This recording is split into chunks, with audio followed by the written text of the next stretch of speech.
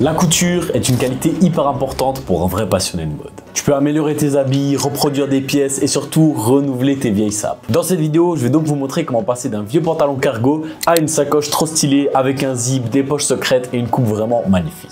Non, regardez en plus comment elle passe partout. Reste donc bien jusqu'à la fin de la vidéo parce que je vais te montrer où trouver les patrons gratuits que j'ai créés pour vous. Et abonne-toi pour plus de contenu sur la mode et le rap. Pour commencer, vous allez complètement découdre votre pantalon. Et surtout, regardez une fois vraiment la vidéo jusqu'au bout et commencez pas à coudre en même temps que la vidéo parce que d'un coup vous allez vous rendre compte que vous avez oublié quelque chose ou que vous avez peut-être pas assez de tissu. En réfléchissant, le fait de découdre le pantalon, en fait, c'est pas vraiment obligatoire, mais je vous conseille pour vous rendre compte avec le patron combien vous avez de tissu et si vous en avez assez. Après avoir tout décousu, moi j'ai choisi d'utiliser la poche du cargo comme face avant et arrière du sac. Vous êtes vraiment pas obligé, vous pouvez juste utiliser un tissu uni ou même rajouter les poches par après. D'ailleurs, je vais vous montrer vite fait comment faire une poche à l'étape des doublures. De mon côté, j'avais pas de patron, donc j'ai dû improviser des vieilles feuilles avec du papier, je regardais la dimension par rapport à ça, c'était le bordel. Mais après avoir tout découpé et tout décousu, je me suis retrouvé avec ça. Ces premières pièces sont l'avant et l'arrière de la sacoche. Elles sont pareilles. Les deuxièmes sont le fond et le bord de la sacoche. Ici, je les ai découpées d'une longueur différente pour pouvoir créer un effet patchwork et surtout pour pouvoir cacher une poche secrète en dessous de la sacoche. Mais la largeur reste toujours la même. Avec le patron, vous allez avoir une longue pièce, donc vous pourrez soit la découper en plusieurs fois, soit en faire une seule grosse pièce. Mais je vous l'explique de toute façon à la fin de la vidéo. La même chose pour les pièces de bandoulière. Je les ai d'ailleurs créées 2 fois plus larges que le fond pour pouvoir les plier en deux pour retrouver une bandoulière qui est bien solide et esthétique.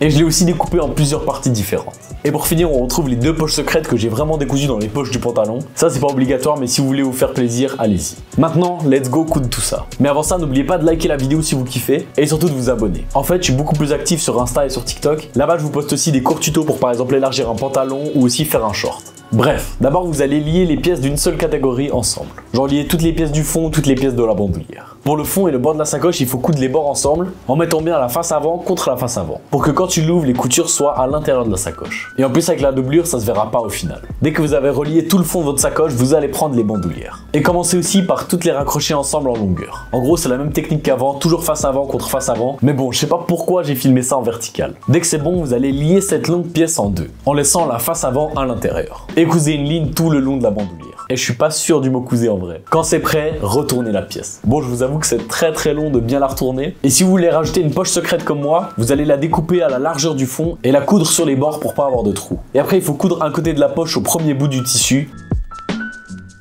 et l'autre au prochain.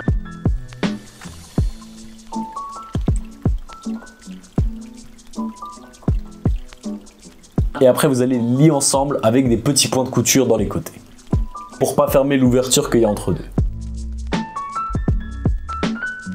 Mais après, votre bandoulière est prête et elle est belle et solide. Repliez-la d'une façon que la couture se voie pas sur la face arrière. Et ça va être clean. D'ailleurs, si vous n'avez pas assez de tissu, c'est cette partie que vous pouvez oublier. Vous pouvez juste faire une bandoulière à une couche sans forcément la doubler. Mais faites quand même des ourlets sur le côté pour pas que ça s'effiloche et pour pas que ça soit moche. Et donc, vous n'aurez pas besoin de faire la double largeur. Ensuite, moi, je me suis trompé sur cette étape. Après avoir tout assemblé la sacoche, je me suis rendu compte qu'elle était en fait toute fluide. Elle était toute humide là. Du coup, j'ai acheté du tissu qui durcit et qui colle à votre pièce quand on la chauffe avec le fer à repasser. Et c'était trop compliqué de l'accrocher quand c'était déjà cousu. Regardez, j'ai dû utiliser un gant de cuisine carrément. Donc si vous voulez un peu donner de la forme à votre sacoche, je vous le conseille de faire maintenant. Et après, vous pourrez de façon coudre par-dessus, c'est fait exprès. Maintenant, commencez l'assemblage de vos pièces. Donc qui dit assemblage dit petit coup de fer à repasser pour pas avoir de plis. Et après, prenez un verre d'eau assez grand quand même, mais en vrai la taille est pas importante, et tracez un arc de cercle sur les coins de la sacoche qui vont être en bas. Comme ça, la sacoche aura une forme un peu plus arrondie et un peu plus facile à coudre. Ensuite, prenez une des faces et accrochez-la au futur fond du sac. Comme d'hab, il faut toujours mettre face avant contre face avant, comme ça la couture sera bien à l'intérieur quand vous allez retourner la sacoche. Et suivez aussi bien la courbe qu'on a découpée avant. Et à ce moment-là, vous pouvez déjà accrocher la bandoulière avec des épingles.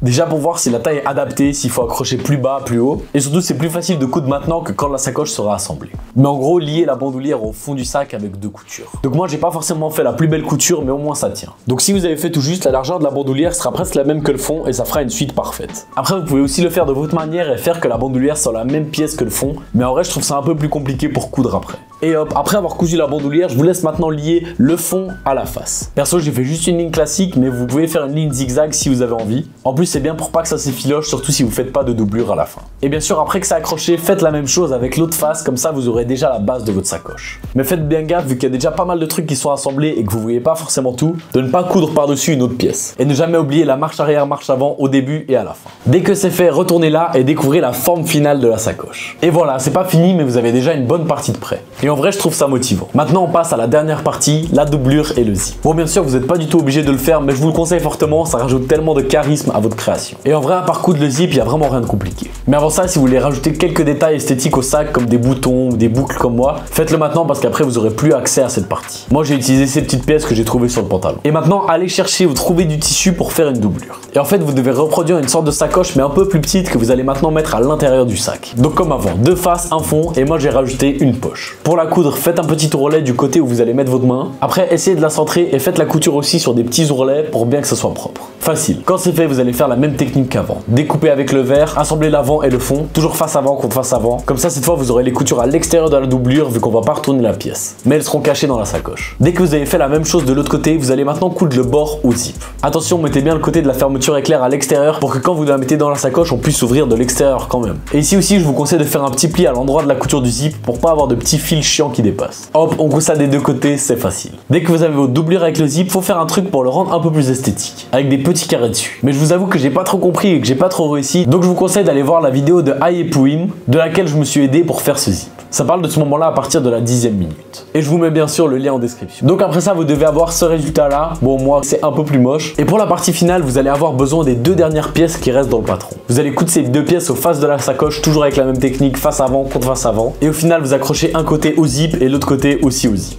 Choisissez bien le côté où vous voulez que le zip se ferme. Moi, perso, j'ai mis vers l'avant. Je trouve que c'était un peu plus safe pour les festivals, pour aller en ville, etc. Et surtout n'oubliez pas aussi ici de faire un petit ourlet pour bien que la finition soit propre. Vous allez voir c'est un peu chiant car le pied de biche il a pas assez de place avec la taille du zip etc. Mais le résultat en vaut la peine. Et voilà, la sacoche est finie. J'espère que vous êtes vraiment content du résultat de votre sac. N'hésitez pas à me dire votre avis en commentaire et aussi de m'envoyer une photo du résultat sur Instagram. Ça je la repartagerai avec les autres. Bon avant de terminer, comme promis, je vous présente le patron de couture. Je l'ai créé exprès pour vous et vous avez un lien en description pour télécharger le document en PDF. Ça se trouve sur un Google Drive. Je vous laisse en profiter gratuitement mais je compte sur vous pour liker, commenter et vous abonner à la chaîne. Sur le PDF, vous retrouverez le plan de la sacoche et les mesures et surtout les formes à découper déjà faites à la bonne taille. Il faut découper toute cette pièce et les coller là où il y a les petites flèches. Pour que ce soit juste, il faut bien l'imprimer en format A4 et surtout bien découper au bord de la ligne noire. La ligne noire fait partie des dimensions. Et voilà, après les avoir collés ensemble, vous pouvez enfin découper vos pièces dans votre tissu. Mais attention, si vous voulez faire plusieurs petites pièces et pas une seule longue comme ça, il faudra rajouter 1,5 cm de marge en longueur sur toutes les petites pièces que vous découpez. Parce que quand vous faites sur une grande, j'ai déjà calculé la marge. Franchement, je suis trop content, c'est un sac qui tient bien, même pour les festivals, donc profitez-en. Et bien sûr, envoyez-moi un message sur Insta si vous avez besoin de conseils. Like la vidéo, surtout si t'as été jusqu'à là, et abonne-toi.